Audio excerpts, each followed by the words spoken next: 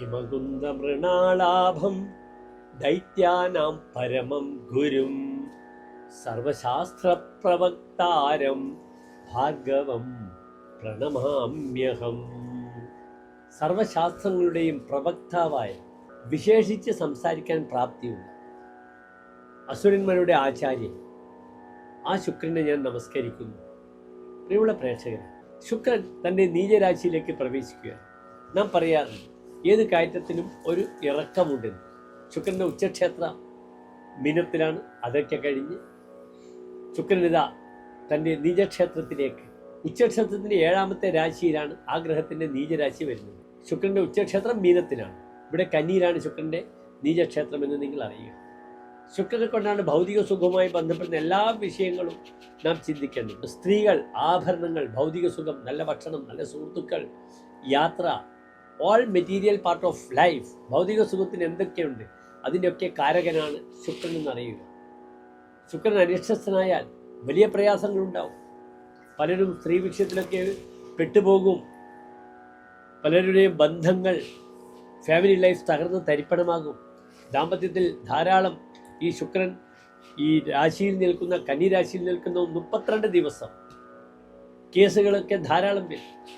നിസ്സാര കാര്യങ്ങൾക്കൊക്കെ പോക്സോ കേസുകൾ വരിക, അല്ലെങ്കിൽ നിസ്സാര കാര്യങ്ങൾക്കൊക്കെ എന്ത് ചെയ്യുക, ദമ്പതികൾ പരസ്പരം കലഹിച്ച് കോടതിയിൽ പോവുക, പോലീസ് സ്റ്റേഷനിൽ പോവുക, പരസ്പരം പഴിചാരുന്ന ഒരു ദൗർഭാഗ്യകരമായ മുഹൂർത്തങ്ങൾക്ക് സാക്ഷ്യം വഹിക്കുന്ന ഒരു 32 ദിവസങ്ങളാണ് നിങ്ങളുടെ മുന്നിലുള്ളത്, ജ്യോതിശാസ്ത്രത്തിൽ നമ്മുടെ മുന്നിലുള്ളത്.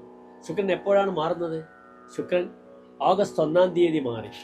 ഇനി ശുക്രൻ സെപ്റ്റംബർ 2 വരെ 32 ദിനങ്ങളാണ് ശുക്രൻ തൻ്റെ നീചരാശിയിൽ നിൽക്കുന്നത്, കന്നിരാശിയിൽ നിൽക്കുന്നത്. അതിനാൽ എൻ്റെ പ്രിയമുള്ള പ്രേക്ഷകർ ശ്രദ്ധിക്കണം. വ്യക്തിബന്ധങ്ങളൊക്കെ വളരെ ശ്രദ്ധിക്കുക. തൻ്റെ ഓപ്പോസിറ്റ് സെക്സിനോട് പെരുമാറുന്നതും ഇതൊക്കെ തന്നെ വളരെ ശ്രദ്ധിക്കണം. ഇല്ലെങ്കിൽ ഇതുമൂലമുണ്ടാകുന്ന അപകടങ്ങൾ ധാരാളം സംഭാവ്യമാണ്. വളരെ ശ്രദ്ധിക്കുക എന്ന് പ്രത്യേകം ഓർമ്മിപ്പിക്കട്ടെ. നാം മേടരാശി മുതൽ 12 രാശിക്കാർക്കും ഈ ശുക്രൻ എപ്രകാരം ശുഭാശുഭ ഫലങ്ങളെ പ്രദാനം ചെയ്യുന്ന വിഷയമാണ് ചർച്ച ചെയ്യുന്നത്.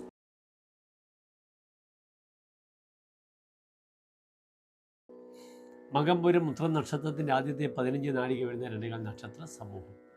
ഇവിടെ ചിങ്ങൻ രാശിക്കാർക്ക് ശുക്രൻ അവരുടെ 2 ഭാവങ്ങളുടെ അധിപനാണ്. ഒന്ന് അവരുടെ സഹായപതിയാണ്, സഹോദരങ്ങളാണ്. മറ്റൊന്നവരുടെ കർമ്മമേഖല, തൊഴിലിനെ ചിന്തിക്കേണ്ടുന്ന ഭാവം കൂടിയാണ്. 10ാം ഭാവാധിപത്യമാണ്. ഇവിടെ കർമ്മമേഖലയിൽ ഒരു അസ്ഥിരത അനുഭവപ്പെടും. കർമ്മമേഖലയിൽ വീഴ്ച അല്ലെങ്കിൽ ജോലി നഷ്ടപ്പെടുക തുടങ്ങിയ ക്ലേശങ്ങളൊക്കെ വരും. ഈ ഒരു മാസക്കാലം ആഗസ്റ്റ് 16-ന് ആരംഭിച്ചതാണ്. അത് സെപ്റ്റംബർ 16 വരെയുണ്ട്. ശുക്രൻ സ്വന്തം ക്ഷേത്രത്തിലേക്ക്, തുലാക്ഷേത്രത്തിലേക്ക്, മൂലക്ഷേത്രത്തിലേക്ക് പോകുന്ന സമയം. അതിനാൽ ഈ ഒരു മാസക്കാലം വളരെയധികം ജാഗ്രത പാലിക്കണം. ജോലി വിഷയത്തിൽ ഏത് രാശിക്കാർ? ചിങ്ങൻ രാശിക്കാർ ശ്രദ്ധിച്ചേ മതിയാവുകയുള്ളൂ. കാരണം കർമാധിപൻ നീചത്തിലാണ്. കർമാധിപൻ ഉച്ചസ്ഥനാണെങ്കിൽ എല്ലാ സൗഭാഗ്യങ്ങളും വരും. കർമാധിപനായ ഗ്രഹം, അവരുടെ തൊഴിലിനെ ചിന്തിക്കേണ്ടുന്ന ഗ്രഹം നീചരാശിയിൽ പോകുമ്പോൾ ജോലി നഷ്ടപ്പെടുന്ന ഒരവസ്ഥ സംജാതമാകും. ഇവിടെ നന്നായി ദേവീപ്രീതി ചെയ്യുക. 2-ൽ ശുക്രൻ വരുമ്പോൾ സാമ്പത്തികമായ ബെനിഫിറ്റുകൾ ഉണ്ടാക്കാറുണ്ട് പലപ്പോഴും. കമലയാ പുരുഷ അതിവിഭൂഷിത. ഏത് ഗ്രഹങ്ങൾ നീചക്ഷേത്രത്തിൽ പോകുമ്പോൾ വലിയ ബുദ്ധിമുട്ടുകളാണ് പറയുക. പക്ഷേ കന്നിരാശിയിൽ ശുക്രൻ നീചക്ഷേത്രത്തിൽ വരുമ്പോൾ അവിടെ കമല സമ്പത്ത് കൊണ്ട് അലങ്കരിക്കപ്പെടുമെന്നൊരു ഫലം പറഞ്ഞിരിക്കുന്നുണ്ട്. നല്ല വാക്കിലൂടെ തനിക്ക് പിടിച്ചു നിൽക്കാൻ ഈ ഒരു മാസക്കാലം ചിങ്ങൻ രാശിക്കാർക്ക് ദൈവാനുകൂല്യം ഉണ്ടാകട്ടെ എന്ന് പ്രാർത്ഥിക്കും. കാരണം ഇന്ന് സ്വതവേ ഗ്രഹങ്ങൾ പിഴച്ചു നിൽക്കുകയാണ്. വ്യാഴം 12ാം ഭാവത്തിലാണ്. അപ്രകാരം കന്യരാശിയുടെ അധിപനായ ആദിത്യൻ നിൽക്കുന്നത് 12-ലാണ്. അതിനാൽ ചിങ്ങമാസം 1-ാം തീയതി വരെ ചില ബുദ്ധിമുട്ടുകൾ കർമ്മമേഖലയിൽ എന്ത് വന്നാലും സംഭവിക്കും. ഓഗസ്റ്റ് 18-ാം തീയതി വരെ വളരെയധികം ശ്രദ്ധിക്കുക. അത് കഴിഞ്ഞാൽ കാര്യങ്ങൾ നന്നായി മുന്നോട്ട് നീങ്ങുന്നതാണ്. നന്ദി, നമസ്തേ.